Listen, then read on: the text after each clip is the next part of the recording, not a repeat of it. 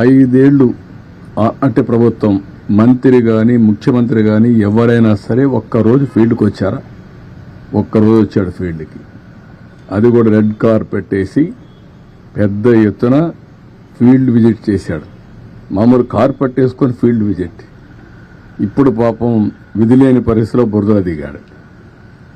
ఎందుకు దిగకపోతే గతి లేదు కాబట్టి. ఏంటి రాజకీయాలు, చెత్త రాజకీయాలు? ఏం మాట్లాడుతున్నారు మీరు? మాకు తుఫాను గురించి, సైక్లోన్ గురించి, డిజాస్టర్ గురించి మాట్లాడే పరిస్థితి మీకుందా?